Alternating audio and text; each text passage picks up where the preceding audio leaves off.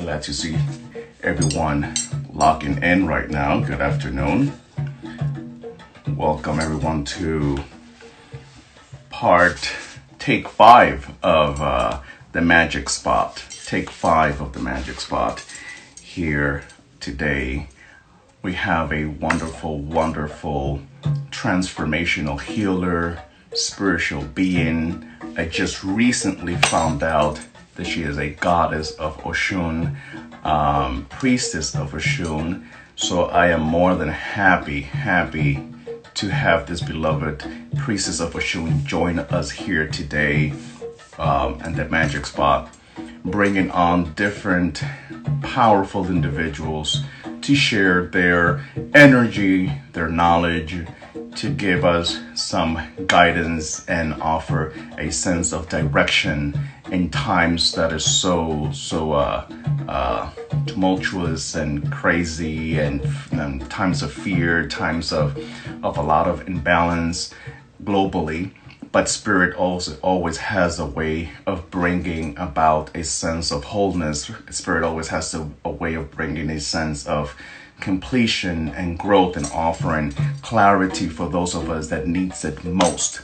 So without further ado, I am eager to bring on Miss Trap Witch, and I believe she is on, and I will just bring her on here.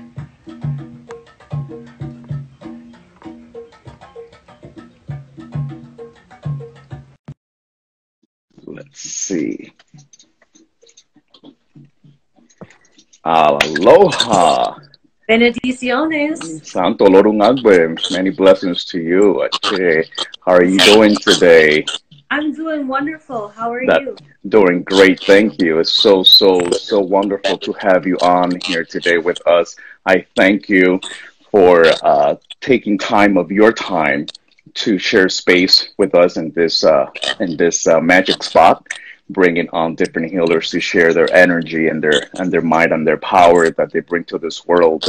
And it's just interesting that I just found out that you are a daughter of Oshun, initiated actually into the Orisha tradition, that just puts like an icing on the cake for me, energetically speaking. So I am definitely more than happy to have you on here today. So this is Miss Trap Witch. I believe your first name though is Tatiana, right? Tatiana, that's correct. Yeah. To me, that's always been very much, it's not, but it's always been, I've always associated Tatiana with gypsy energy. It brings us a gypsy type of vibration, that name, to me ever since I was a child. But probably that's just in my psyche, because there was an elder, she passed away many years ago. And when I was growing up, she was a priestess of Oshun. Her name was Valeria. But her spirit, one of her spirit guides, which was a gypsy guy that actually came through her, the spirit named guy was Tatiana. So that name always just stuck in the back of my brain as a gypsy name. So each time I hear that name, it always brings a sense of gypsiness energy and Oshun energy to me. Welcome to this sacred space. I want to start off by asking you, because of your social media handle being the Trap Witch, I would like to initiate this live today by just bringing to the surface your interpretation, your knowledge as to what is a witch and what makes you a witch, being the such a unique handle. Well, initially when I came into the spiritual community, I was really drawn to all of the magic and the mysticism, but I didn't feel like that resonated with me. I loved it. I had appreciation for it, but I felt, how do we make mysticism more accessible to everyday life? Because a lot of things weren't resonating with me. I was finding myself going up to the spiritual and crashing really hard back into the human experience. And, you know, survival mode. I love survival mode, but then I love the spirituality of life as well. So for me, I realized I needed, for me, spirituality to be more accessible, not so mystical, not so up here. And so I started saying to myself, you know, what would it look like if I made my spirituality more down to earth. And I think a lot of people get scared away from magic and mysticism because they associate it with being too woo-woo. So for me, you know, trap the time that I discovered my spiritual awakening, I was, you know, running an illegal business. I was a sex worker for 5 years, and that's where I started discovering my skills. So in a sense, I found myself to be trapping. And to me, trapping is more about taking a risk and prospering. So many of us, including me priests, have past. We have backgrounds, whether they've sold drugs, whether they've been sex workers. A lot of people, in order to get to their spiritual awakening, they take these risks in order to prosper. And the WITCH was woman in total control of herself. So for me, the magic was more down to earth. And it was about being accessible in everyday life as we're surviving life. And, you know, what I've come to realize is that a lot of the spiritual journey is just making decisions one after the other. And a lot of us stay away from our magic because we don't make these risky decisions at times that we need to keep evolving. So that's kind of how, you know, Trap Witch came together. And that's what type of medicine I wanted to deliver to people, especially people in everyday community that wouldn't necessarily be drawn to the woo-woo side of it. So people see the word trap and they're like, they understand that and they say, well, what is this about? And then they want to dig deeper. Not sure. That is so beautiful. And if I may, it's such a powerful message. I hope that everyone that's listening right now really, really gets to see and receive this message that you just shared, because it's not just your own testimony, but it's the testimony of many, many, many, many individuals. And as many people that have been seen lately, hopefully the individuals that have been bringing on, that they're all very magical, very, you know, authentic healers, and people that try to really walk a straight line with whatever practice, you know, they do. They all have a background. They all have a background, and it wasn't the whole rosy Mary, you know, peachy, you know, they all have really struggles and dealt with a lot of real life issues. So all this to say, when we are individuals that we have been called to be healers or to be guides, or whether it's in the Orisha tradition, whether it's in other walks of life, we have to be able to own and acknowledge the broken aspects of us, because that's what brings us into the light. And I know, I wonder if you agree with me in the part that many individuals that are either, you know, healers or paleros or santeros or babalaos or any other walk of life, and they're considered to be leaders. We can also speak about preachers. We can talk about all these individuals that have a dark aspect to their, it's because they haven't owned it. And this is the difference. Being able to own, which is, I believe, your testament shows us, being able to own, listen, you know, I had to dabble in this darkness, but this darkness is what has guided me into the light that I am now. And I'm not ashamed of it, because, you know, at the end of the day, you know, there's a don't cast, you know, whoever's free of sin, let them cast the first stone. So it's such a powerful statement that you have made, that really, I believe it's a very important message for people that are trying to start or trying to get close to spirituality in whichever walk of life. But sometimes they are afraid, like, you know, I don't know if that's good for me. You know, I've done this, I've been there, I've done that, you know, and your testimony itself says, who cares? It's basically saying it doesn't matter. It doesn't matter what you've done. Absolutely. And I feel like you say, you know, in every community, there's going to be people who shy away from the darkness. I feel, how can you properly lead people through their personal hell if you're afraid of it, if you're afraid of the darkness, if you can't give testimony of the hell that you've overcome? So many people are ashamed, but you can never ascend to your true highest level of consciousness or power being ashamed of the things that you've had to overcome to get where you're going. You know, also anything that you're unafraid to own can't be used against you. And I do think that's the power in Ochun, is that she used everything that stood against her and used it as a pedestal to her power. Yes, she did. The more that I learn about her, so many people, especially my elders, say, you know, Ochun is the witchiest witch of all. She's the scariest one of all. So many people have this light side of her, but no one really wants to get into the darkness of her. And, you know, I never truly resonated with her and her story because I wanted to be a child of Oya. My mama. I tattooed Oya on my arm. I was drawn to Oya, and I was told in every life before this one that was your spiritual body. That's Oya was your mom. But you know, with Oshun, I didn't really resonate with her until I started learning about Ibukule, which is my path. And The witchy of the witchiest.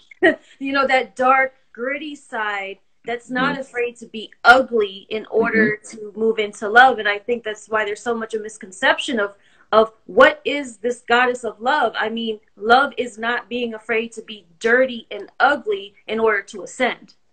That is so. I hope, oh Lord, I tell you, I knew this was going to be really interesting because for those of you that don't, maybe are not understanding the lingo, Ibukale is one of the paths of roads, avatars, if you may, of Oshun.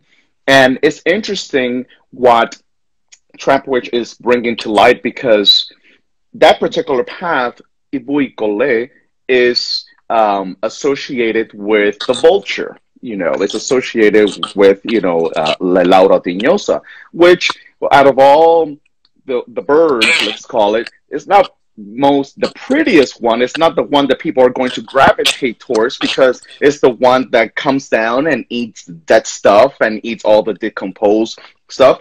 But uniquely, the vulture in our Yoruba tradition, Lukumi tradition, is the one who is the messenger of Olofin.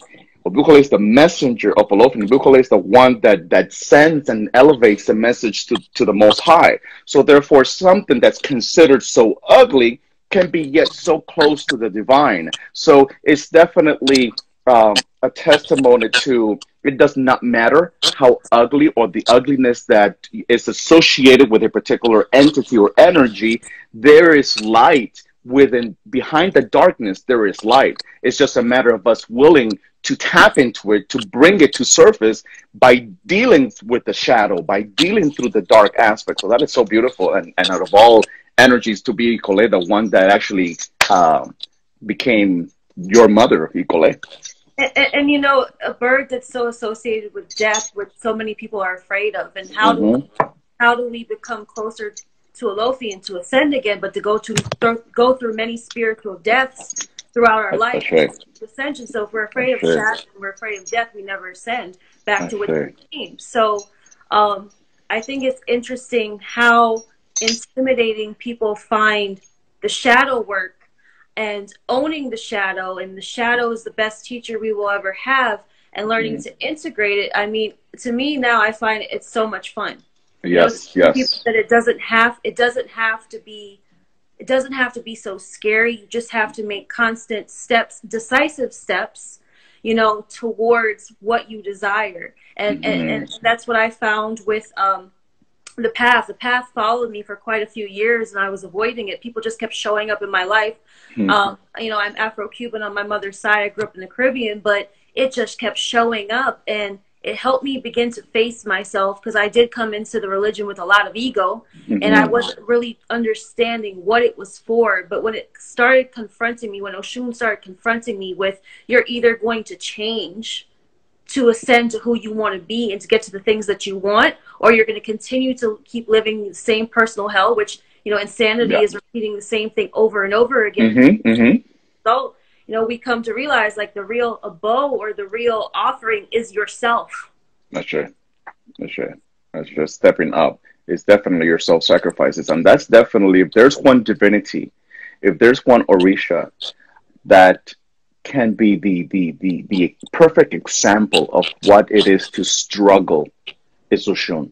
It's so bizarre. But Oshun is so unique because at the same time, though she, because of her own hard head, because Oshun is very hard headed, you know, she went through the things that she went through, but she never lowered her crown.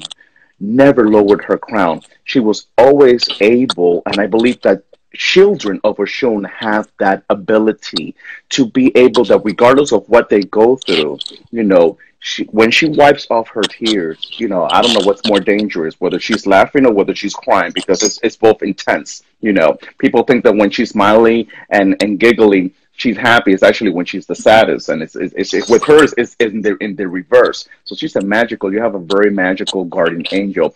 I want to go into being the kind of work that you do, being a transformational life coach, someone that works a lot from the little that I've been able to see, that you work a lot with women, right? And even though I am trying to make this platform as balanced as possible, I want to be able to touch in the aspects that make you unique, the woman, the person, the healer, the transformational life coach that you actually are. Which goes into my question: what do you feel women must understand at this point of life about themselves in order to really step up to their power? And the reason I ask this is because I'm sure, I'm positive that you have this experience as well. As a healer, I come across a lot of women, and I believe in my nature, because it's the way I was raised, that women are powerful regardless. But so many women that are so powerful, and they yet don't recognize the power that they hold. Without women, the world would not exist. Without women, there wouldn't be any childbearing. Without women, things wouldn't flow. Without the energy of Oshun, things wouldn't flow. Things wouldn't flourish. Even though she's the youngest one, you know, according to our stories in Yoruba, you know, she's the youngest one, but she's the most powerful one. And when all the Orishas try to ignore her and try to say, well, you know, Oshun is all about that love stuff, and all she knows how to do is talk about love, love, love. She said, oh, you all don't need me? Oh, wait, let me show you how much I am important. And she retreated, and that's when she sat at the top of the moon. And until all the Orishas got together and went to Obatala, to Olofin, and you know, and said, hey, you know, you send us out down here to Earth to work, to build, to do this, and you know, nothing is working. And Obatala was like, okay, where is Oshun? Well, who needs her? Well, guess what? Until you all don't make peace with the youngest one, things are not going to flow, because you know what, buddy? And whoever else was in that group, nothing flows without water. Nothing flows without fresh water. Nothing grows without water. People die without water. Children die without water. Vegetation dies without water. Animals die without water. So she is the youngest Orisha. She is the smallest Orisha, but she's the one that will make everything else flow. So I hope I didn't went in 100 different directions. All this to say, what can women do? What should they do based on your life experience working with so many women? What can they do to elevate and step up to their power? Well, first of all, they can't be afraid to take and hold their space, which is what Oshun is all about. You know, being in such a place of unapologetic self-love, but also love for humanity, to want to hold down your space and take it. You know, no matter how much she was disrespected, she was considered the underdog. She commanded her respect, and she commanded her space and her place in this world. As I have grown with her, I feel that women should be strong enough to take and hold their space, but also soft enough to be held. Ashe. Ashe. Because although we are strong, we still deserve to be held. And I think even in that respect, that as tough as Oshun was, she still had that softest desire to have that respect and love by the other Orishas. And all women, you know, no matter their sexual orientation, no matter how strong they are, they still have a desire to be nurtured.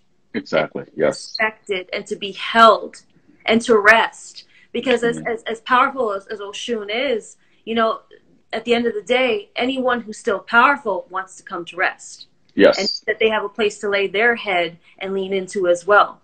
Okay. So I think it's really important that no matter what a woman does, she holds her space, and she takes up her space in the world.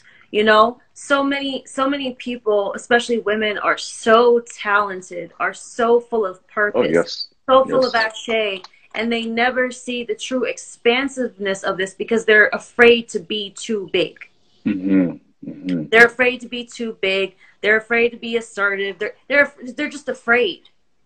That is true. That is true. And I think the thing that I which is a product of men. You know, Pardon? Men have caused that. Which is a product of men. Men have caused that to happen like that, for women to put them in a corner. You know, men have been a major contributor of that.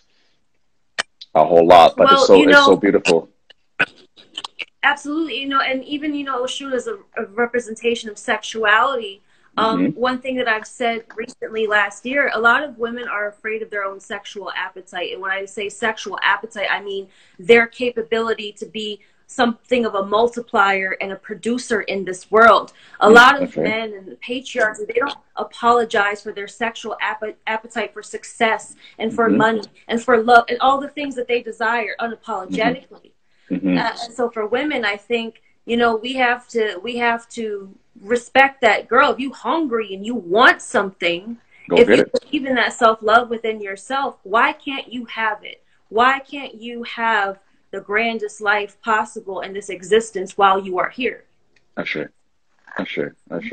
And I believe Oshun is the divinity that teaches us that, at least in our tradition, right? But we can talk about it in many other different aspects without only being about religion. But Oshun is the one that teaches us that whatever we want as human beings, we can have without having to shade anybody and shame anyone and try to, bring darkness onto anybody. We all are able to own our power.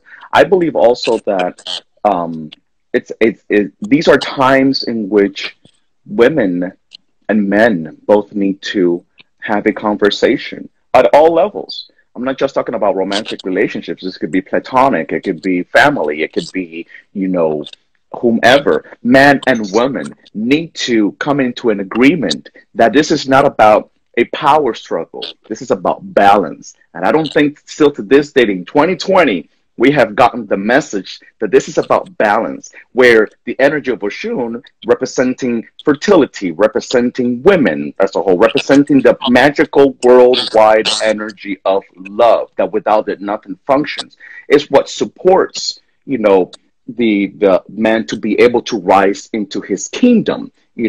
Without a queen, a man cannot rise to his kingdom. I'm trying to drill this into men's brain, which is why I started, a group called Man of Fire. Even though Corona came and screw all this up, I haven't been able to meet with any of the guys, but to bring consciousness to men that a powerful woman is not something to be afraid of, because so many men, and you know this as well, I'm sure, so many men are afraid of women's power. They don't know what to do with it. They just simply don't know what to do with it.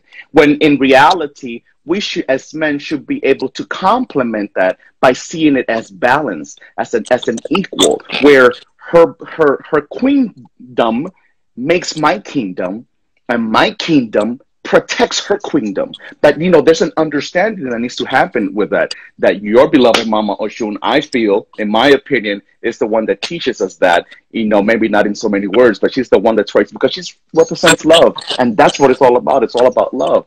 Um, Speaking of which, what do you believe blocks people from really attaining love?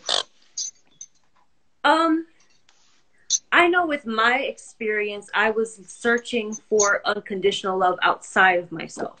Hmm. So oftentimes we're creating the dependency outside of ourselves for people to come in and pour into us when it starts pouring into self. I remember, when I started working with Oshun, I kept asking her for the same things as many women ask for Hmm. things from her. Can you give me some love from a man? Can you give me some money? Can you give me all these things that are reflections of outer love, but not knowing it starts within? And I remember when I first started and I did my very first reading and I got 5-6. Oshabara, and it was talking about Oshun giving Oshabara, everything he desired if he kept a place in his life Exactly. for her. And, Hmm. he got rid of her and lost everything. And so for Hmm. me, that lesson is, as long as you have love, if Oshun is the representation of love and you keep love within your life, starting within yourself, within your home of self, you will always have that extension of love outside of you, whether it be from the Sure. romantic partner, whether it be from the people in your community, whether it be family. You'll always have that extension of love outside of you in what you accumulate. But if you don't have that sense of prosperity within yourself, that sense of self-worth, it keeps you from obtaining that accumulation outside, the excess. You know, I Sure. think that everything else that comes as a result of the blessings of that is excess, but it starts with here. That's right. That's right. It needs to come from within. If your cup is not full, you can't give anything. If your cup is not full, you can't even receive it because it's so empty here that you're so dependent on someone else giving it to you that then it becomes something like, it's never enough. Because if I'm empty and I'm always requiring it from you, no matter how much you give me, there's always this sense of emptiness where my cup will never be full because I have to fill it up for myself first. And I don't believe that people really catch that these days. It's really it. Absolutely. And I've written and spoken a little bit about understanding who and what Ocean represents before working with her, because a lot of us do come to her from a place of codependency, Okay. asking to be filled without looking within ourselves first. And the one thing I said, we have to remember Oshun is not a succubus. Mm-hmm. She's not clinging on to something out of codependency and lack, asking to be filled. She's becoming the vibration and allowing everything to be magnetized to her because of that. That's right. That's right. That's right. Would you say that many people, whether it's our tradition or whether it's other paths, that lately in the last couple of years, so many people have been trying to find their spirituality, find their religious or spiritual path, trying to be going back to their roots, et cetera, et cetera. But would you say that in any tradition, a lot of people these days treat religion or spirituality with a spirit of need, with a spirit of codependency, which is what you said. It's a need. Whereas I believe, and I want to see where you stand with this opinion of mine.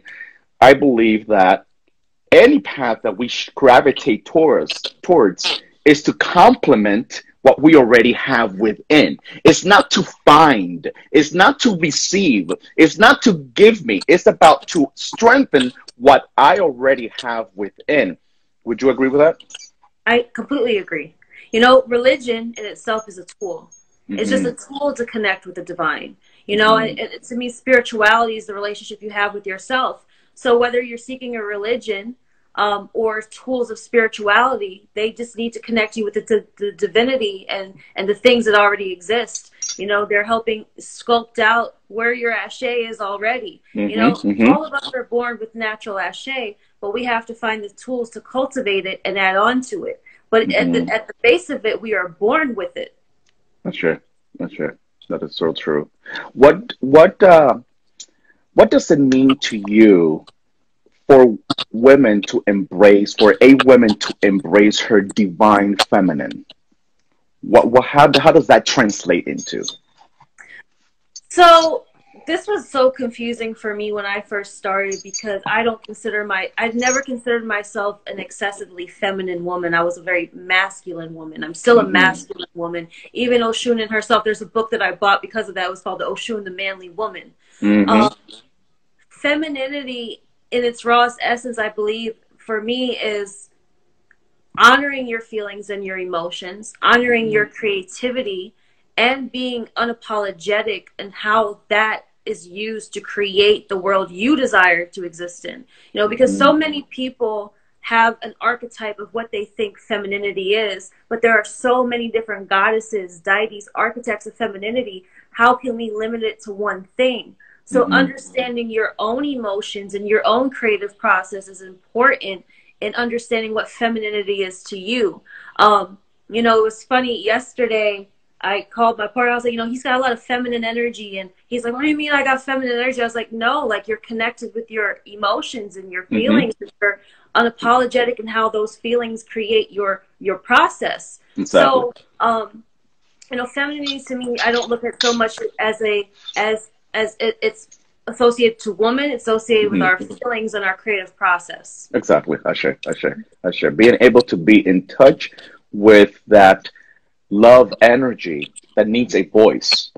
And that's the thing, especially us men, we were taught since we were kids, don't cry. Boys don't cry. Men don't cry. What did you say? Are you a sissy? Blah, blah, blah. Oh, you don't go and punch him. I'm going to punch you because at least in Latin culture and Caribbean culture, I don't know all the cultures, but in Latin culture and Caribbean culture, this is what we get as boys without, and parents don't understand how that blocks the love language, how that blocks being in touch with one's love language that's given to us by the divine, and Oshun enhances that. So, I don't believe, the reason I ask is because so many people ask the question, okay, what is divine feminine? What is the divine feminine? And I personally, though I'm still really, I believe I still I'm scratching the surface of what really the term really signifies. But through spirituality, I believe that the divine feminine is not just exclusive to women. I It's believe the divine feminine is both for men and women. It's just that we have so many connotations behind it. Oh, that sounds gay, or that sounds, weird, or that sounds. No, I don't want to talk about that. Well, the divine feminine is nothing just but love. It's just love language. Being able to own that language from within. What has been your toughest lesson to learn on this plane? the toughest lesson to learn on this plane. I guess there's multiple things. I guess it's one of the four agreements that Don Miguel Ruiz says is it's not personal. Mm-hmm. I think if we learn to not take everything personally, it helps us to really overcome and stay in that place of love for self and love for others to achieve your mission and your purpose. Because I know I'm a very sensitive person. Mm-hmm. And at I times I wonder, is your mama Oshun? and my daddy Shango. So, I think at times, we spoke about that, like they're considered the Romeo and Juliet, but I think even within myself, I learned that I'm so passionate and I have so much love to give. And at times, if that's triggered and I'm in my sensitivity, because it's not like, Mm, okay, are we back? Let's see. I hear you. Yes. Okay, now we're back. We're back. Yeah, so I think I had to learn not to create a war within myself, being either misunderstood and taking things over personally. And that's what Sure. Oshun and Shango are teaching me, is that everything's not personal. Whether, someone doesn't like you, or just stay on task and stay focused on what Focus. your mission is. So many things are just not personal. Let's share. So many of it. When you really think about it, even when we feel under attack, I don't know. I want to hear your opinion about this.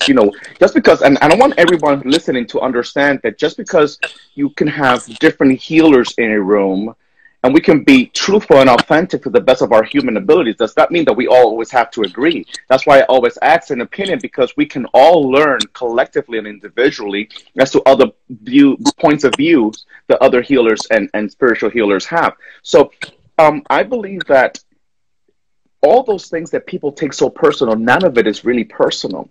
The enemies, the people that are battling against each other, when someone comes and attacks you or criticizes you or envies you or tries to shame you or tries to say X, Y, and Z about you, it is my spiritual understanding that is nothing more, nothing less than a reflection of themselves, more so, that they're projecting outwardly. So at the end of the day, it's really not personal. But we as human beings, since we have not been schooled in being able to understand that I have my own identity. I have my own ashe. I have my own blessings. And whatever you project towards me is not about me, it's about you. So I shouldn't be offended. And so many people are in the me lane, and she offended me and he did this to me, that they don't understand and see that that just steers you away and separates you from your calling, and separates you from your blessings, and separates you from your path, and separates you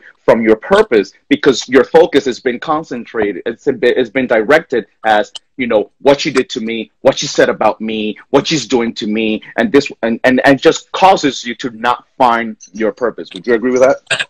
Absolutely. And especially, when you start to take things personal, I know that if I took everything ever said about me when I started this journey personal, I would have not accomplished anything further than trying to prove everybody wrong. Ashe. You know what I mean? You waste so much time trying to fight back and forth. You try so hard, to correct them. And I'm going to show you. No, just show up Ashe. with actions. It's not personal. Whatever problem, I just had to start giving all my problems to Oshun. Like, child, they got a problem. They can take that up with Oshun and God. That's Ashe. nothing to do with me. I'm not going to Ashe. take it personal. You got a personal problem, see management. But that ain't me. Ashe. So, Ashe. to keep it moving, because we will really internalize those things, and then we will make an impression in our own ori that that's who we are, and then Consciousness. we'll become obsessed, and then we'll become possessed, That's us. and Ashe. we'll be taken further away from what we came here to do. And that's one of the worst forms of witchcraft, is taking things so personal that it obsesses you and takes you further away from your purpose. Because witchcraft really starts in the mind. Absolutely. I tell this to everybody. Witchcraft starts in the mind. People think, especially the newcomers that want to do magic, magic starts in the mind. Magic, it's in the mind, and then it translates into the tongue. Those are the two most powerful magical weapons that we as human beings have, the mind and the tongue. Without the mind and the tongue, the candle wouldn't work, the herb wouldn't work, the rituals wouldn't work, because it's the power of the mind that is ingested into that ritual, into that cleanse, into that, practice that makes that energy flow. And it's so true what you say, because people are so focused in wanting to prove a point, that I believe that in you wanting to prove your point, you disprove your purpose. You disprove your purpose in wanting to prove a point. I'm going to make her pay. I'm going to let her see. I'm going to show her who I am. When you're so invested in wanting to show someone else who you are, you fail to show Olofin. You fail to show your spirit guide who you are, for what the purpose that you were placed on this earth. And people don't get to see that. But people don't understand that they make those people their master. Even when young brujas come into the community, and all you other bitch witch, like the language, and I can admit I was at one point like in that position, and it's wanting to prove your power so much that you don't realize that you let these lower vibrations become your master, and then you're not serving your guardian angel, you're not even serving your own ori. And one of the things that stuck with me through my initiation was that ori can take you higher than any orisha. It makes no sense to come to the foot of any orisha time and time again, and you're not improving your own consciousness in ori. If you are a slave to those lower entities, you can never become a master of your own ori. Ashe. I hope you all heard that. I hope you all heard that. Don't make me have her repeat it again. I hope you all heard that, because in our tradition, and again, I don't want to make it exclusive to Orisha. I believe that's in every walk of life. When you don't validate, honor, represent your Ori, Ori represents our consciousness. Ori is our consciousness, and our Ori Nu is the inner spirit that lives within the seat of the soul, how it's called. When we don't represent that, no matter how many Orishas you have, how many angels, how many spirit guides, anything, it just doesn't work, because they are there to empower what you put into practice. But when you are not willing to honor the essence that sits in your Ori, which is your consciousness, and become a better person by learning through your lessons, through your trials and tribulations, you misrepresent the very same energies that you knock on the door to try to ask for blessings. You misrepresent those candles that you're trying to light. You misrepresent everything that you say that you're so faithful with, but at the end of the day, you don't honor that, and you don't represent that, because your inability to stand up and honor your consciousness contradicts it, and people don't get that. And I don't know if I'm pronouncing it right. We have is a Shupakwa that lives on the back of the neck, and pushes your head down. Every day, I feel we have the choice to let that push our head down and look towards the lower entities that want to keep us, low level, or we can keep our head up high to God, the higher power, our guardian angel, and allow that to take the precedence over that. But every day, no matter who you are, how high you ascend, what position, you can get knocked back all the way down by letting that other thing that lives on the back of you, put that head down. You That's know, it. you said, about, children of Oshun and them being stubborn. And the one thing that Oshun says, nobody can take the crown of a child of Oshun unless that child sells the crown. Here's my crown. And every time we're coming out of that place of class and elegance and love and operating in our highest power, we say that our crown, it has a price on it. You can anger me and I'll give my crown away. But not even limiting that to just, children of Oshun, but just people in general. When you lower yourself, when you put a price on your anger, on your sad, all these things, you're saying my happiness and my love for self can be bought. That's right. That's right. That's right. That's right. And there's un refrán, there's a saying in Spanish, in Yoruba, where si mi cabeza no me vende, nadie me la puede comprar. Which means if I don't put my head, symbolically speaking, if I don't put my head for sale, nobody can buy it. Nobody can buy it. Now, what does that really mean? It really means don't do things that puts your ori, your conscious, inner spirit at risk. Don't put it at risk. Don't put it at risk by your wrong decisions. Don't put it at risk by your need to want to prove a point. Don't put it at risk to try to retaliate. Don't put it at risk to start wars that you can't really finish. Don't put it at risk, because then your crown, which we are all born with, gets, never shines. It never gets to shine for itself, because you're so always fighting wars against other people. And another part to that, interesting, because you made a great point. Our spirituality, whatever walk of life we're in, people, believe it or not, our spirituality comes to reinforce what we were already born with. I need people to understand this. This is not about, I'm going to crown, and this, that people do that. I'm going to crown so that I can be. No, you already are. If you are meant to crown, you're going to crown so that obstacles that are outside of your control, the Orisha comes in and blocks that. The Orisha comes in and takes care of what you humanly do not have the capacity to take care of.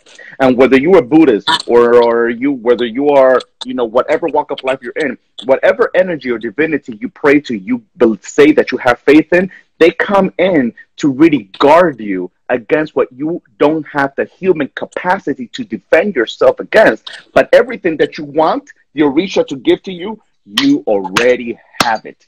It's already in you. Do you agree with that? Absolutely. And to anyone who's watching, one of the best pieces of advice I can give now that I've gone through this experience of the initiation is that come to the mat as prepared, having done as much work as possible if you can, because it doesn't have to be a year of trials and tribulations. That's right. But once that ashe is put to your head, you're going to get busted open. And you will be tested on the things that you've chosen to avoid. And no amount of, Santeros putting ashe to your head can prepare you to become the person you need to be, besides you and your willingness to do the work. So if you have to go to therapy, go to therapy. If you need to get coaching.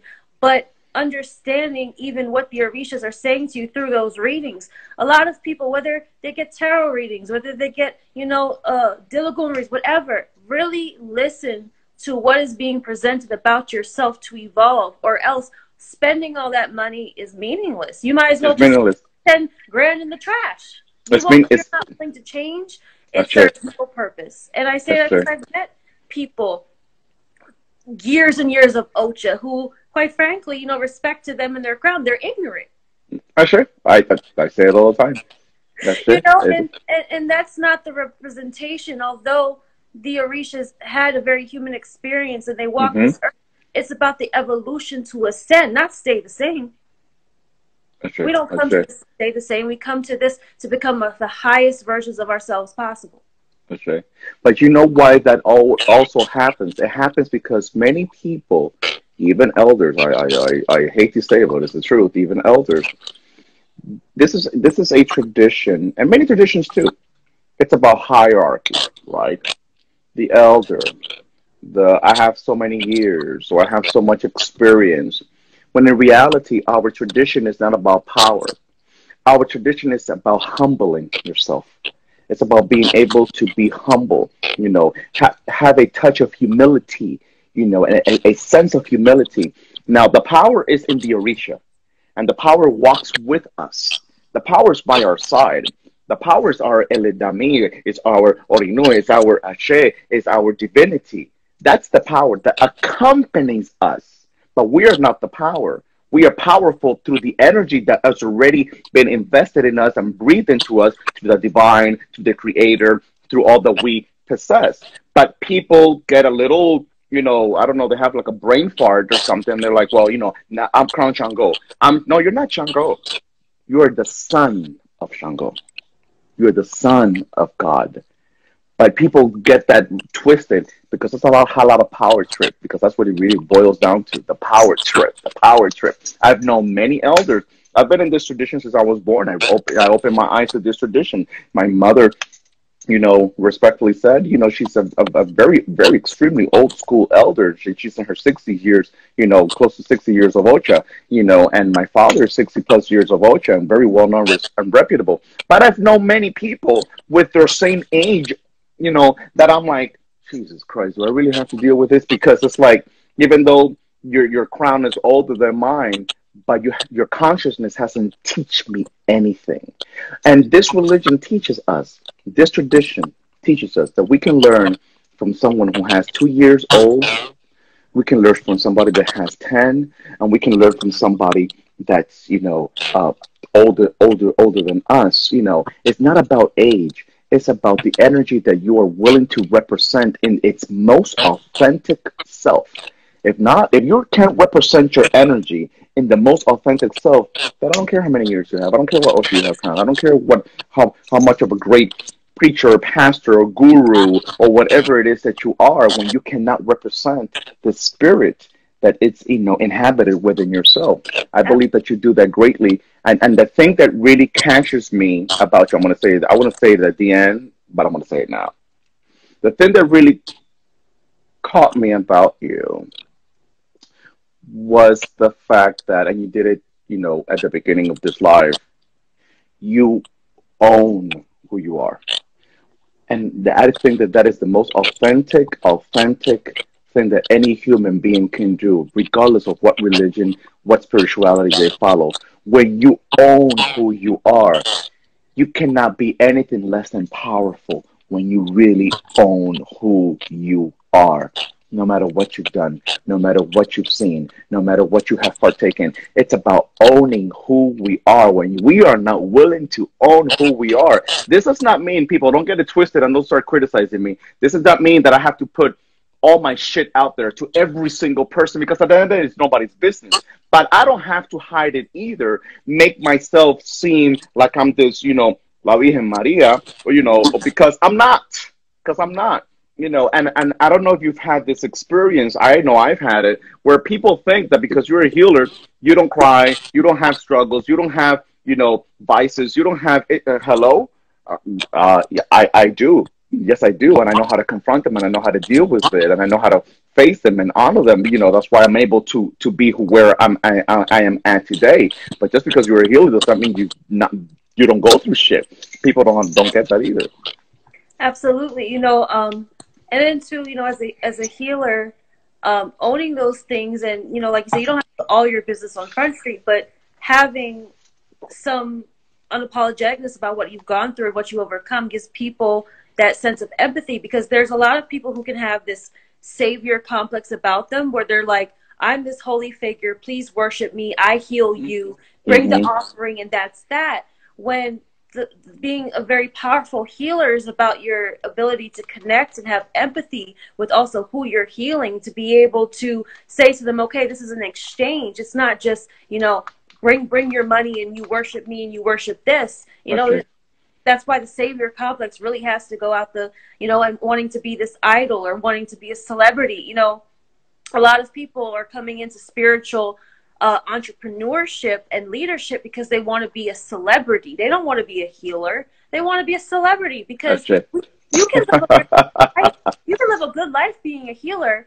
But my godfather always said, don't get it twisted. The Orisha and the spirits will always keep that ass humble. So stay humble, so they don't have to humble you. Yeah.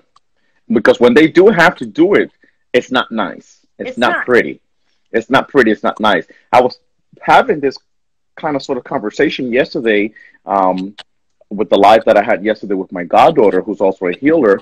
Um, the fact that many individuals, actually, yeah, I would like for you to touch on that. People that are, oh, I want to be a healer, I want to be a healer. A healer's life is not really that easy. It's It's not. not really that easy. Get it out of your head, people. It's not really that easy. Would you talk a little about that? People think that being a healer is about, oh, kumbaya, everything is, no, it's not. No, it's No, not. absolutely not. It's not that, and it's not glamorous, and it's a lot of work. And in order to, be a healer, there's an element of self-sacrifice that does go into it. You're not supposed to be a slave, but Hmm. there is an element of self-sacrifice that comes in and being a servant, because a Yes. healer is a servant above anything. And if you're not willing to be a servant and to be of help, don't expect anyone to worship you and think that, just because you've put this title on yourself that you deserve to be bowed down to. And Exactly. that's the thing even about, becoming an elder in this community, is that people forget that when someone goes to salute, they're saluting the crown. Exactly. Not the What's person. it's what's seated on your head, not the person. Not the person. The person is just as imperfect as you and I are. Absolutely. The person is just and this is how I define myself when it comes to me. When people ask me, number one, I always, I say it because I actually mean it. I love to say that I'm not God. Why? Because I'm not God. Don't come to me thinking that I'm God. I'm not God. I'm not a saint. I'm not the saint. I am a representative. I am a vessel. But I define myself as being the bridge that may be able to help you connect with that's much higher and greater than I. I'm just a bridge. I've been given a particular gift that I can help you make the connection as to how you can better represent your own ori, your own entity, your own divinity, your own spirituality, your own person, and your own humanity. But I am not God. I am as imperfect as you are. Let's not make comparisons, because I would win when it comes to imperfections. I will win. So therefore, I'm only the bridge that helps you connect. Why? Because I don't know. Some of us are born with a certain kind of a shape to be able to talk to the other side more frequently or more heavily or more directly than other people. But I'm just a bridge. I'm just helping you connect. I'm just helping you be able to embark in the journey that has already been destined for you. But when people, spiritual healers, or those that want to be healers, or in their traditions, or preachers, or pastors, or whoever, when they think that they are God, when they think that they are the Orisha, that's when and then we have so many people so lost, so lost. Absolutely. And at the same time, you know, being able to hold your head high as a healer and knowing what you've gone through to get to that point, you don't owe the explanation to anybody what you've had to go through in order to become who you are, why you still deserve the respect. Hmm. That's That's it. one thing that I think that, so many of us, we're searching for the respect, so we over explain ourselves. I know in the community a lot of times people are, well, why does there's a difference between, healers trying to rob people and people who Hmm. have really invested in their craft to become a community leader. And that's Hmm. something that I teach people. I teach people that even if you want to be a healer, you're deserving of what you are worth in order to serve your community, because That's back in right. the olden days, medicine people were taken care of. If a That's right. medicine person is going to take care of the village takes care of them. That's right. They're not the That's right. slave. That's right. So I That's right. That remember is so true. when they put those, bracelets on us, they say, may you remember that you are a servant to Orisha and never to be a slave to man again. Hmm. That's right. That's right. That's another interesting. Okay, this girl's gonna drive me crazy. She's making all these interesting We're points. going to have to do All part two. yes, we're gonna have to. Because I went to Bali, to Indonesia, 2 years ago now, and I went to the what you would consider the healer of the town, the healer of that particular place where I was at. The guy lived in like beautiful home, very humble but very beautiful, and there's nothing that he was missing. And one of my mentees that actually, which is the reason I went to Bali, he was the one that told me, he doesn't charge for anything. He doesn't charge for anything at all. But all this is actually maintained by the people. The people just, the offerings that the people brought, the donations that the people gave, you know, allowed for him to have that kind of lifestyle. Not because he charged it, but because this is the offerings that the people gave. I believe that we live in a country, you know, in this Western society, in which people, there's two problems. Number one, there are too many scammers, too many charlatans, too many I wannabes that don't do shit. And number two, there are also too many people that want but don't want to honor, don't want to pay homage, don't want to really respect the divinities that they're knocking the door on to ask for guidance, for assistance, which is why, and I allow people to disagree with what I am about to say. You know why individuals like Trapwish, myself, and many other people who we know are real, authentic in what they do have to charge? Because many people, unfortunately, will never come back and say, you know what, Trapwish, let me bring these flowers for Oshun. Or you know, Trapwish, let me bring these candles for your energy. You know, I don't have 100, but let me give you 50 for what you've been able to do for me. And because many people will not honor and respect the energy that we bring to the table. This is why you and I and everybody that actually walks with authenticity have to charge. For those of you wondering, why are we not the people from Indonesia that do it for free? With all transparency, without saying too much, Ochun herself told me, charge what you must to take care of yourself, because people are never going to come back and thank you. They'll forget about you. So do what you have to take care of. Exactly. And at the end of the day, I don't care who, as a person, as a being, says whatever. Ochun told me herself to charge what I charge to take care of myself. Okay, I'm in that club. You know, and people don't realize the more people you serve, the more ashe that it takes. You are one being. Mm-hmm. You know, Mm-hmm. some of us, it's not like we have an army and plethora of people helping us. We are one being. That's right. You know. Question, my dear. And I know we're probably going to cut off. Are we going to come back on? Oh yes, we are for at least 10 minutes to be able. It always happens. I always have to come back for at least 10 minutes to be able to appropriately and graciously, say bon voyage to you. But this is the question that I'm going to leave you with. That I'm going to come back. What would you tell your youngest version if you had an opportunity? What would you tell your youngest version? People, I am going to save this live. I'm going to share it, and I have to come back because. I knew this was going to be yummy today. I knew this was going to be juicy. Let's wait until everybody comes back. Yeah. I knew this was going to be juicy today. I knew this was going to be yummy today. I hope that you all are enjoying this. I really hope that you all are enjoying this.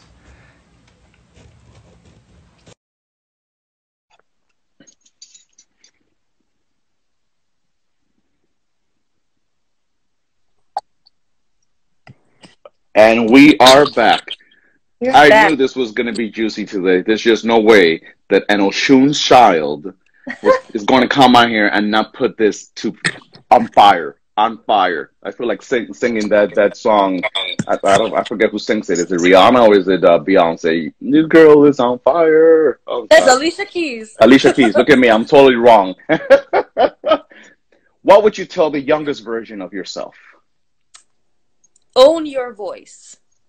Own your voice, because for me, from very early on, I had a distinctive voice, and for a long time I let other people tell me to be quiet.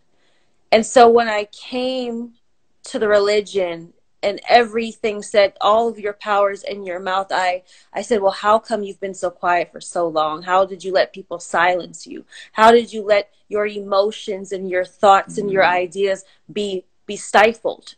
So I would say, own your voice. Every last one of us has a voice.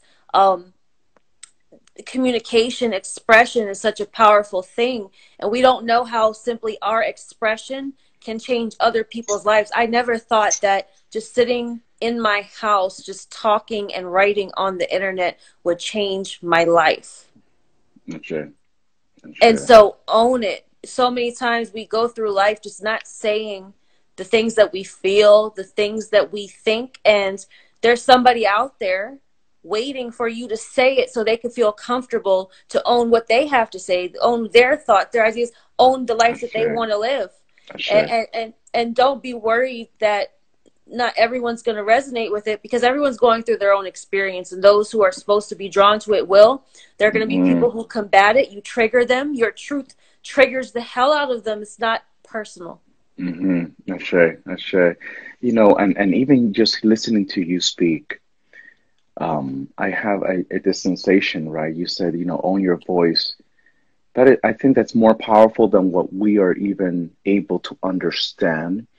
Many people probably, and I'm just assuming right now, many people probably would have said, you know, love yourself. You gotta love yourself, or you gotta own your voice, and that makes so much more sense, because the love that we are able to feel. This is what Spirit is telling me right now. So I'm sitting here next to this altar, speaking to Miss Trap Witch, Tatiana.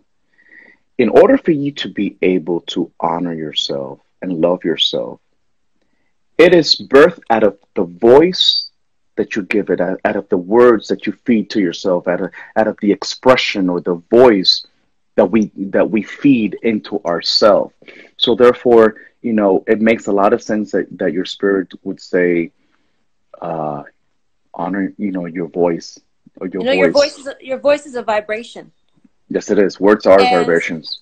And we are so blessed to live in a technological age where we can sit down and people all over the world can hear the vibration of our voices.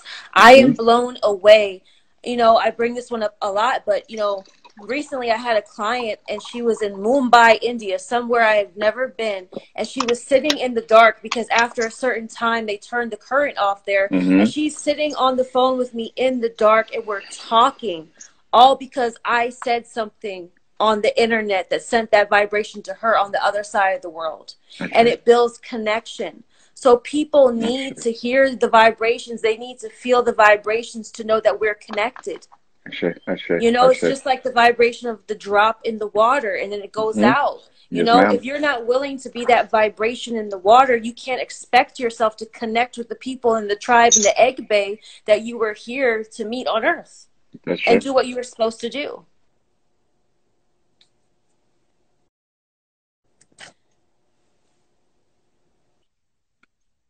True. And I've learned, I know that my goddaughters probably, some of my godchildren are probably still are here online with us, and they could probably tell you and attest to the fact how years ago you would have never caught me online. You would have never caught me here, you know, doing what we're doing right now, because I was so anti writing online, sharing stuff online, having an Instagram live. What the hell? No, esa mierda. That was my voice. I have to own. I have to own that. That was my mentality. That was that mentality. I'm like, I ain't gonna do that internet shit. That internet shit is just for people that want to show off. That internet shit is just for people that don't even know what the hell is going on. That was my mentality years ago. Why? Because I was very raw and old school, based on the mentality of my parents and how I was raised, and you know, my elders, etc., etc. Today, I can sit here and tell you that words have power, because we know this through spirituality. The word has powers, but the words that we write and share with the world, even if we're not verbally expressing it, we're emotionally expressing it to what we share. So those words that someone else reads at the other side of the world, it's almost the same. It carries almost the same vibration as if they were next to us and us speaking it out loud. It carries that same energy. It's very powerful. And one of the most beautiful things I think about words is they have the power to outlive us. That's why there's so much power and knowledge and wisdom found in books. You know, that's why this tradition is an oral one, and it being passed down through the mouth of our elders, that creates a vibration throughout the world that even years to come is left behind. So we can't be afraid. And I understand what you mean. You know, there's so many people who have, I call the audacity. We're sitting here thinking, oh, those people, you know, they're talking, they have the confidence, and they believe in what they're saying. Some of them, they don't even know there's a bunch of shit they're saying, but they have the belief that what they're saying is so powerful. And this, I mean, You know, look at our leader. He, like, I was watching live earlier. He was giving a briefing, and people were like, "How can he stand up there and speak this blame on everyone else besides himself?" Because he believes it. That's because he believes it. He Because believes he in the believes it. vibration. Because he believes it. But I need everybody to understand. I don't, Trapwish I already know. I don't know her personally, but I know her spiritually now, and I know she already knows what I'm about to say. I'm going to speak to her, but let you all believe and know that words have so much power, which is why, listen to me, words have so much power, which is why a lot of people around the world are still in misery. You know why? Because it carries a vibration that is almost like when the judge declares a sentence on a defendant and he hits, what's it called again? The mallet. That mallet. You know, he hits that mallet, and that's what you and I do with our words. That's what people do with their words. I'm sad. Boom! You hit that mallet on that emotion. I'm never gonna be anybody. Boom! You hit that mallet on that emotion. I cannot. I don't think I'm capable of doing that. Boom! You hit that mallet, that gavel. Yeah, that gavel on that emotion. When whatever you say, words have so much power that when you say it, it's almost like you're signing it off. You are putting that certification that what you're saying, it is what it is, which is why people have to be cautious with what they say. There's a sign in our tradition where even some of us are prohibited of saying certain things because it will actually happen. Don't wish death upon yourself because it will actually happen. Don't curse certain people or don't curse people, period. Because whatever you say through your mouth, it may be carried out. That's how much power our words have. And you know, people don't realize, and it's also the purity of the vibration. You know, I saw this meme the other night. It was so funny. It was talking about like how someone can manifest something with just the word period at the end. And I said, it's true because people can sit down there. It doesn't matter how many incantations they know through the religions. If you don't have the purity in the vibration of what you're saying and truly believe, it's useless. But if you can make up your mind and you can believe in what you're saying, whether it's I'm going to change tomorrow, and you believe that, it can happen, and you just say period. I think a solid, decisive period of what you're saying and believing it is a powerful abode. Sure. You know, believing in that vibration. Sure. Beloved, the $1 million question you've gotten. I've gotten these questions 1,000 times, so I know you've gotten 1,500. The $1 million question that everybody always asks is healers and everybody, life coaches and readings and the whole 9 yards. How does one find your purpose in life? Oh, it's such a hard question, right?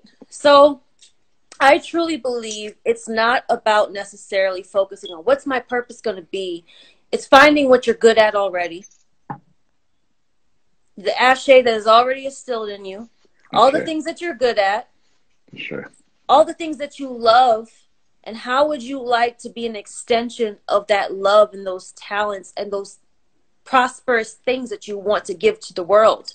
And of all, and you know, the thing I do love about Santeria is also that it amplifies our weaknesses, and knowing that if we don't confront our weaknesses, we don't have the capability to properly deliver those talents. So I feel like finding your purpose is being decisive about what you are good at, what you are capable of, and spending each day in, day out, being just really decisive and taking small steps, like in Ifa they saw step by step. You know, put your mind before your foot and be purposeful and move towards it. You don't need to know. You know, you might go through many transitions where you're still figuring it out. I think it's not about the destination, it's about the journey. Purposeful steps versus I need to know my purpose tomorrow. That is awesome. That is awesome. I hope you all caught that.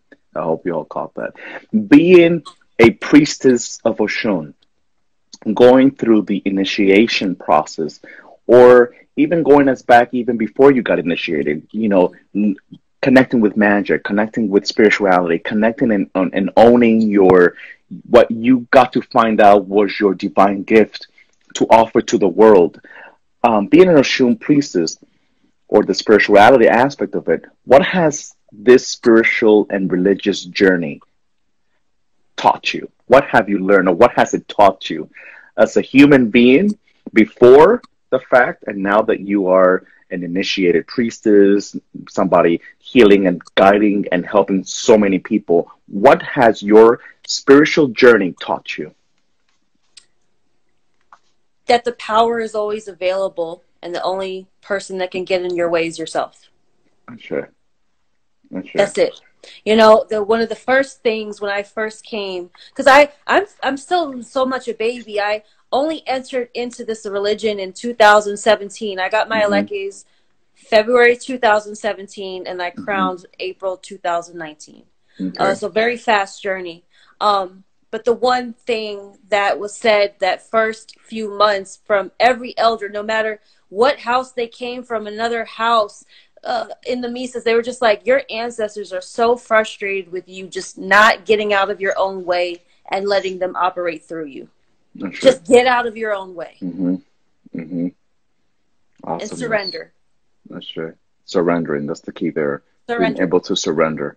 Being able to surrender what we thought was the only thing that was going to keep us safe, the only thing that was going to protect me, the only thing that was going to keep me sane, the only thing that was going to keep me, being functional. I can't let this go because this is the only thing that I know, and this is the only thing that I've built a relationship with. And if I let it go, I don't know what's going to happen, and I don't want to put myself in that vulnerable position. And Orisha spirituality teaches us that when you're able to really have faith in what you profess, you'll say, you know what? Okay, I'll let go. I'll let go. Absolutely. I think, my godfather always says the Santeria and Ifa are the hardest religion you'll ever have to practice. And, yes, not many can survive it. But if you do, you'll have the most wonderful life. But it is a lot of surrender. And I know at times with not revealing too much of what we do, there's times where I've been blindfolded and I'm like, what the hell am I doing? Like, there's such an element of trust that it takes, especially in your elders and your community, that they're leading you to this place where you can surrender into all the things that we say that we believe in. And I also think that's why it's important that you really connect with your elders and trust so that you can fully surrender. That's where I was going, because, of course, everything has a yin and a yang, right? Everything has a positive and a negative. And I was having this conversation yesterday as well. We have to be very cautious, the leaders that we choose, because, and I think that even that has two parts, if you allow me to. We have to be very cautious, the leaders that we choose, because there's, number one, there's nothing, in my opinion, there's nothing more powerful. There's absolutely nothing more powerful than to have people in the time of your initiation, the time of different initiations that we have in this tradition, to pray over you, when some people don't even have their own loved ones to pray for them, or stand by their side, or say, I'm here for you. When you don't even have your own oche, which means sangre, which means blood, your own blood. Some of people don't even have their own blood to stand by their side. And here we are in a spirituality, or in a religious function, or religious process, tradition, ceremony, where you have people that bring their okan, which means their heart, their okokan, to an essence, to pray over you, to give you a shape, to empower, not to give you, I take that back, not to give you, to empower the ashe that you already have, and therefore that should not be taken lightly. It should not be taken lightly. But then on the flip side, if you people do not choose your elders correctly, and I said this yesterday because this conversation actually came up yesterday in my life with my goddaughter Magda. If you don't choose your elders wisely, you end up with individuals that, if they see your light, they want to cock block it. They want to, I'm the godfather. She can't be bigger than me. What? Excuse me? No, she can't be bigger than me. No. And then your padrino or madrina, okay, no, that's not for you to know. No, because they don't want you to know, because they know that your birth-given light is so bright that they're afraid that you're going to outshine them. That's number two. And that's a human problem, not a religious problem. And that's why Exactly. people get That scared they away need to from the make the religion, because distinction. it's a human problem, not a religious problem. And then number three is this. For those of you that have attempted to go down a spiritual religious path through guidance, through elders, through people that are supposed to guide you, and you have unfortunately ended up on the lesser side, on the unfortunate aspect of being led by people that have ego issues and have power trips, know that your guardian angel, your Ori, Olofin, Olorum, Olodumare, your Echupako, your Eladami, meaning your guardian angel, the divine, the creator, your spirit guide, your ancestors, they know exactly where you ended up. And regardless of how much that person tries to be, act through his or her human flaws, they will never be able to extract, take away from you, steal what was already Olofin given, what was already God given, what was already ancestor given. Meaning that even though you might have ended up, excuse my French, even if you might have ended up with a fucked up person, that person, though as a human being is fucked up, as the achie that they have as a religious person, had the achie to connect that bridge, to give you the energy that you needed to be able to get to where you need to get. And therefore, unfortunately, it is not the intent, that is not what is wished. But sometimes some people just come into your life to help you make the connection. Sometimes people come into your life to help you get to the other side. Sometimes people come into your life to just help you get the little that you need, the power that you needed to be able to elevate, even if you have to leave them behind. Absolutely. What would you say about that, Ms. Trepwich? Absolutely. I've heard stories of people who have thrown their, we all hear these stories about people who throw their orishas in the river because they've been done wrong by often the elders or the people of the religion. And it's like, it's between you and those people. The orishas didn't do you wrong. It was the people. So I think it's really important that you choose people wisely. And what my mentors told me were that, look at who you're choosing and really observe how they live. Would you want to be them?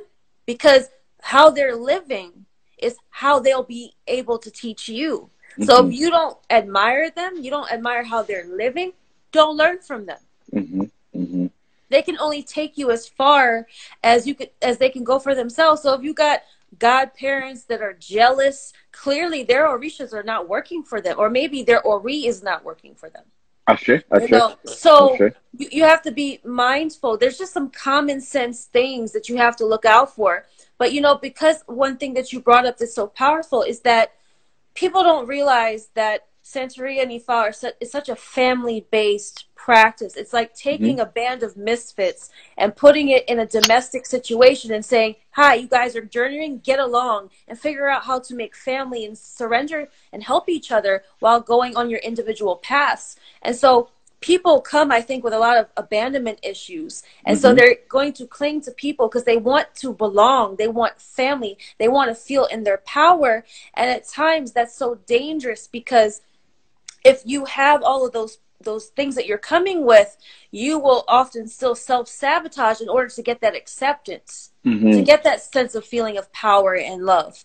And so it's really important that, your elders can take you as far as possible, but also know that you're responsible too with your own ori to make sure that what they're teaching you gets applied. That's sure. And also by being able to honor what your own energy, your own entity, your own spirituality, your own ancestors are giving to you, so that you can honor that for yourself, for your own life, And this goes for any path. People don't think that this is just, exclusive to just Orisha, Yoruba, Lukumi tradition. This is in any walk of life that you're in. Whoever is leading you, whoever is guiding you, or if you're guiding yourself because you practice something that doesn't need a godmother and a godfather and this and that, you have to be able to walk your truth and being able to represent your spirituality with the most authentic energy possible. What is your favorite kind of magic? We're talking to the Trap Witch people here. I have to ask, what's your favorite magic? What's my favorite kind of magic? is realistic and practical magic. I would say practical magic, because people don't realize that magic is a practice you do day in and day out. People often ask me, "Well, are you doing something for the moon? You lighting candles? Are you doing like?" I meet so many people, and I was guilty of this when I didn't have elders yet, and I was starting to learn. You don't have to do much if you just do the work that you're supposed to do internally and do your abode. I tell people I maybe get 4 readings from my elders a year. I do my abodes, and then I apply the change that the Orisha tell me that is within every day. If I did that abode and I gave Obatala and Chongo whatever they asked me, I'm just going to leave that to them, because the one thing that my godfather told me, he goes, because I was guilty of this, he goes, people will do a bow and then they'll go home and they'll sabotage the abode because they go and do other things and they keep pulling in, and that's telling the Orishas in the universe that you don't believe in what you just did. So if you're going to do that, so if you're going to do that, don't come to this. So for me, practical magic of self-awareness, being able to sit down every day in and out and have self-awareness and navigating through your life, that's the most magical thing of all. There's so many people that even come to our practice. They have Orishas, but they don't have a connection with their own intuition. That's why you'll meet people who are crowned who don't know how to channel, because they're not connected to their inner voice. That's right. They're not connected to that sense of higher self. So yeah, you can throw a shell down and you can read from a book, but can you connect to your inner self? Can you connect to other people? And that's why you have people who are elders that have no sense of fucking connection or empathy. True. Ashe. So I think that the most magical things, practical power, practical magic of being able to have self-awareness, and then you go into the world, you're able to relate to other people and continue to grow. Ashe. 2 more questions. I only have 2 more questions for you. Oh, look, I'm on your time. I have nothing else to do tonight. What is there to understand about death? Or what should all of us understand about death? You and I both know that so many people have such a big struggle with death, issue with death. And being in the time period that we're living through right now, this COVID-19, what message do you believe the coronavirus is bringing to us all? I think that the message of coronavirus is, why did you wait so long to take the initiative? I think death, people are scared of death, but if you're scared of death, then take the most initiative to do what you need to do while you have the time where you're living. Not many of us can say what happens when we, transition this physical existence. I know that based on what I've walked so far, there's clearly something else, because if we believe in the Egun and their ability to communicate with us, that there's somewhere else. But I know that based around death and what we know it to be, allow it and allow coronavirus to allow you to stop waiting to take the initiative.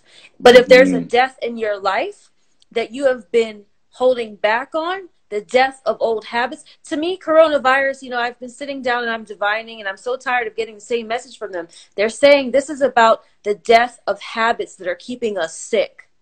Okay. This is the death of habits that are keeping us sick. And the Orishas and the Egun have told us this, that they're tired of the habits and the nature of humans that keep us sick and keep the world sick. And what I think is so beautiful about coronavirus is that for many people, it's not a death sentence. The recovery rate is so high. So with the recovery rate so high, it's a brush with death. It's being scared straight. The thought that death could come to scare you straight. And this is something that I talked about, in Santeria and Ifa, we're no strangers of death. You get a reading that has Iku in it, and you're like, okay, so what I got to do? Exactly. It's like, Iku, death is what? Okay, what I got to do? What initiatives do I have to take? Because I don't want to go yet. Exactly. And everything that we do has to first start with Egun, has to first start with the deceased, the ancestors, the spirit guides. people, get this shit really together. Where are the spirit guides? They're not alive. Where are their ancestors? They're not alive. Where are your reaches? They're not alive. Where are the spirit guides? They're not alive. Where are your guardian angels? They're not alive. Okay, so therefore, this whole notion of being afraid of the death is because it's we are afraid of the unknown, and many people are afraid because they have not been able to get their shit together, and therefore they're afraid that their expiration date is going to come before they are able to actually honor their ori, being able to honor their inner spirituality, And the other side to that I would add, I was going to actually do a video about this, but Trap Wish is laying some divine IG live magic on me right now, and I have to just burst out and say, even though I wanted to do a video about this, I'm still going to do a video about it, but I'm under Trap Wish's magic spell here and bringing it out in me. Coronavirus, people. Corona in Spanish means corona, means crown. And I don't know who named it coronavirus, and I don't give a shit. But nothing is a coincidence.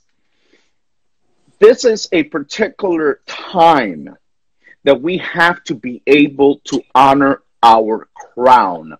And I'm not speaking about initiation into the religion. This is not under the crown. I think that we are all, regardless of what faith we follow, we are born with a crown. The crown that Olofin, Olodum, Olodumare, the Creator, God, Alpha and Omega, gave us at the time of our birth.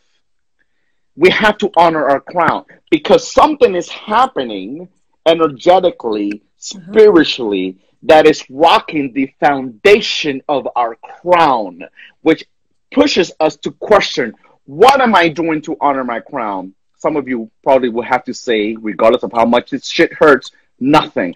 What are we doing to live a better life? Nothing. What are we doing to be a better representative of spirit? Not much. What are we doing, to honor your ori, your consciousness? Not much, because I'm always fighting with my mama. I'm always fighting with my husband. I'm always fighting with my son. I'm always trying to compete in my job.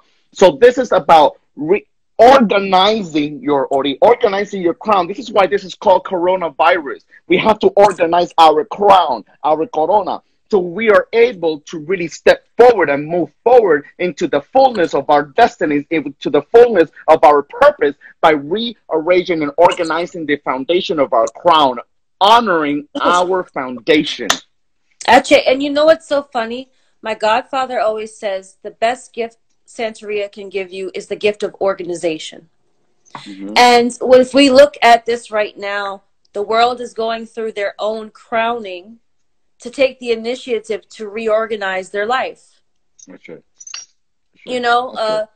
It's organization. People, what is magic? Reorganizing your priorities. Discipline. Putting all those things in order to get to what you want. So many people, you can light 50 million prosperity candles and give them your ancestors that stupid ancestor money. But if you have a spending habit, there's no what are you doing? Reorganize your life. Be prosperous. Be disciplined with what you have. There's so much practical magic day in and day out that we can do that isn't about going to high levels of the unknown. And it's really dangerous, and it's really sad that the things people call on because they think so much is outside of them. Like, if you've ever watched the movie Hereditary, at the end of the movie, I don't care if you people haven't seen the movie, but at the end we find out that these people who are a community of witches have been calling on one of the 7 princes of hell to give them money. And I thought to myself, why would you go to a lower level entity to get prosperity? Because instant gratification, and you're not disciplined enough to do the work the long way. And so it was crazy. I wanted to see if in real life people really honor this entity. And I went to YouTube, and there were people showing you how to set up altars to this entity and this energy and this prince of hell. And there's people in the comments like, I was like, oh my God. We are being so misled. A beautiful friend of mine, his name is Birkin Tor. He's a beautiful medium. And he's like, there's these people coming out with these demon tarot cards, and they're putting, you know, the demons from the demonology of, you know, the Lesser Keys of Solomon, and you're telling people to invoke these energies. You're telling people to invoke these energies that are going to cause more disorganization to their life than simply having a little fucking discipline and getting their life in order.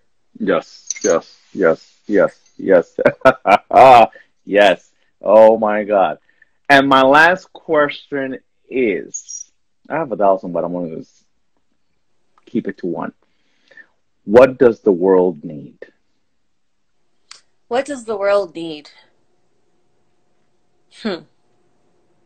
Empathy. Empathy, you know? Empathy gives us the ability to connect. And although all of us are here on an individual journey, it's intertwined with the collective. We are here to fulfill a mission that intertwines with the evolution of the collective.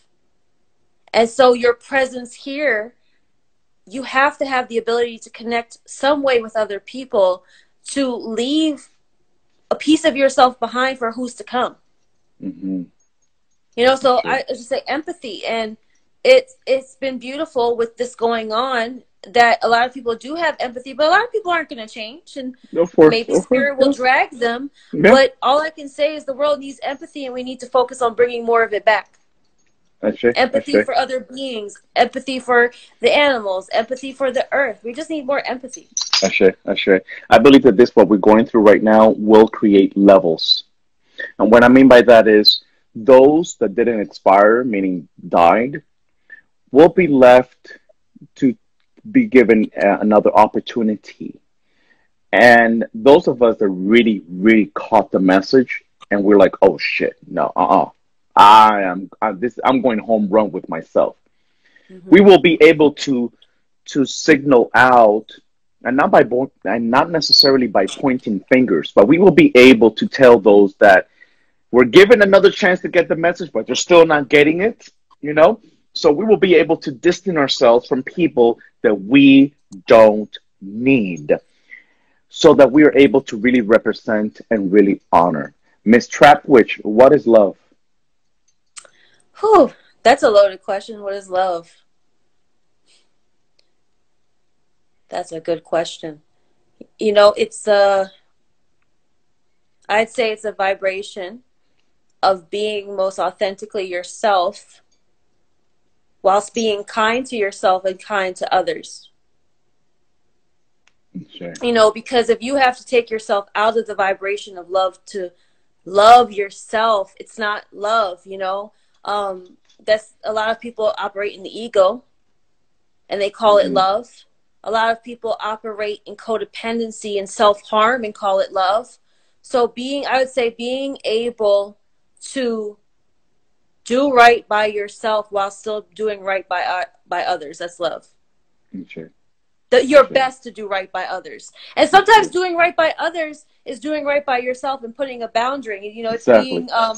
it's being what's the quote? It's I can't even remember what it is. It's you can be soft yet strong. Mm-hmm. You could be Sure. soft yet strong. It's being soft and strong at the same Mm-hmm. time. Sure. I believe that love is being able to the best of our human abilities, honor ourselves every single day. Honor ourselves every single day. Love, I believe, is should be whole, should be complete, not half, not 60%, not 10%, not 5% of us. It should be all of us. All of us doesn't always mean, this is where people get it wrong. All of it doesn't mean perfect. It means we're going to have our ups and downs and backwards and learn our lessons. But it means that each and every time I am going to be 100% present to be able to learn the lesson, so that I am able to elevate myself to the next level. Beloved warriors, I want to see some hearts. I want to see some thumbs up. I want to see some smileys, because this live has been on fire. Lit. It's Abs- been lit. It's Absolutely. been lit.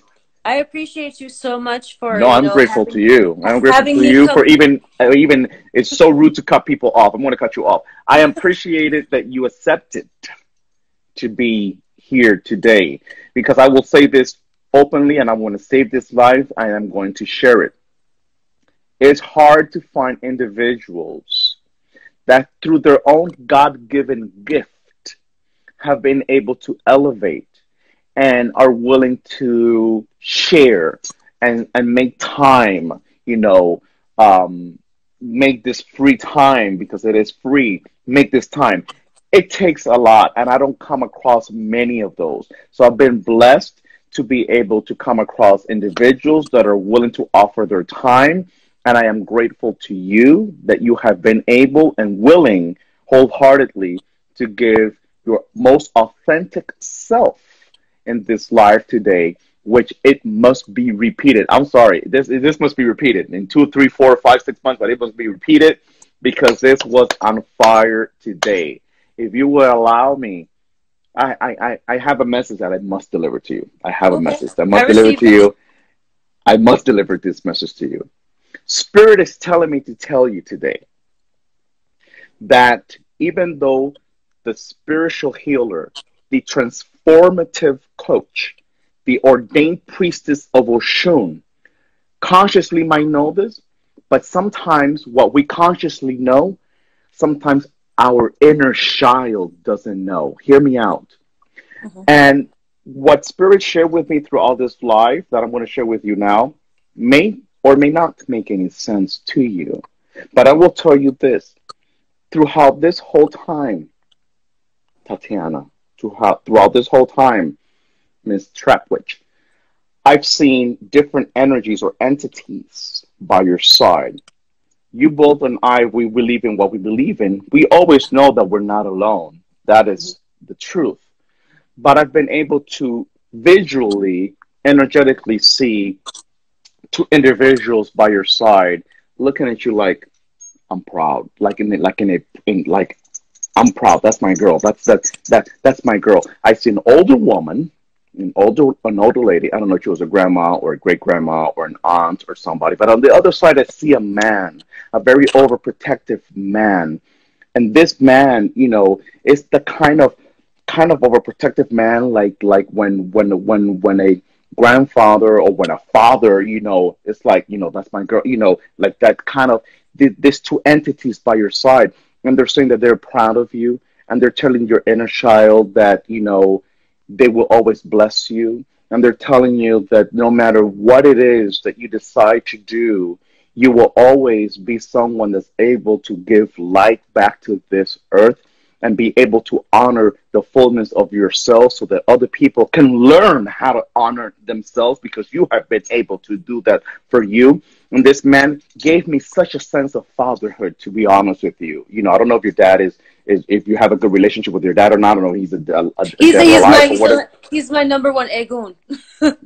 Oh, so he's deceased. Okay, okay. So therefore, it felt so fatherly, And then this older lady, strong, very humble, but a strong character lady, that is so powerful, like a grandparent or an aunt, that it's also your ancestors are very tough. They're a tough cookie, and they're by your Thank you. side. I'm They're by I'm your side. always I'm always surprised when male figures show up, because when I was doing my coronation misa, it was nothing but female energies, and my godfather Mm-hmm. said his spirit guide, who's a Congolese slave from the 1700s, Manuel, Mm-hmm. he refused to come down because I had so many female energies that would not let him come. They were like, Mm-hmm. no, but I do. It's beautiful. I've been having a lot of people talking about this big male energy that's standing and protecting me. So, light to your spirits, because he keeps coming up. Like, you're gonna remember that I'm right here. So I I don't know appreciate if that. it's female. I don't know if it's female or male because I don't lie with what I hear or see. But does the name Luciano, if it was a male, or Lucia, in Oh, oh, women, oh, does oh, that oh, okay. does that mean Okay. anything to you? Okay, can I Because show? Can that's I the get? entity that's really Can I? standing by your side, covering you, protecting you, and guiding you, and Okay, allowing light you to your and spirit. blessing you to be the queen that you already are. Light to your spirit. My Bovida is right over there. Can I show you something? Let me go get it. Let me go get it. Oh my God, what's going? This is not the way this life is supposed to go. No, no, no, no, no. This is not a reading. This is a being able to, you It's know. okay, but you know, light to your spirit, because this is my grandmother Lucy.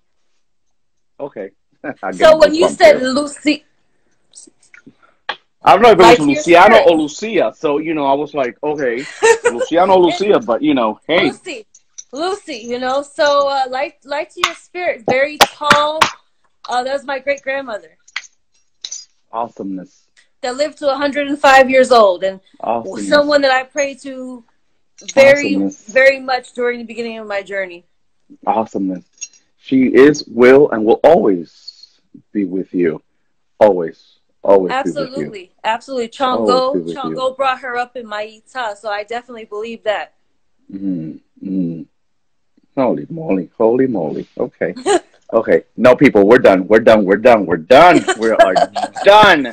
But we're definitely bringing back Miss Trapwish Tatiana to this platform again, if God and Spirit allows and she's willing. This is just beautiful. I am thankful and grateful for your time, your energy that you have brought to this live, and I hope that you will allow for it to repeat itself again. Absolutely. And what I will say is thank you for having me on. You know, above anything, I am honored to have an elder of your caliber ask me to come on. I think it's really important that we respect the elders who are really authentic and who really do the work in the community. And so having me on with you is an honor. And I appreciate, you allowing me to show my authentic self as I'm growing. Even though I'm seasoned in my community, I'm still a Mm-hmm. baby to the religion, so it really means a lot.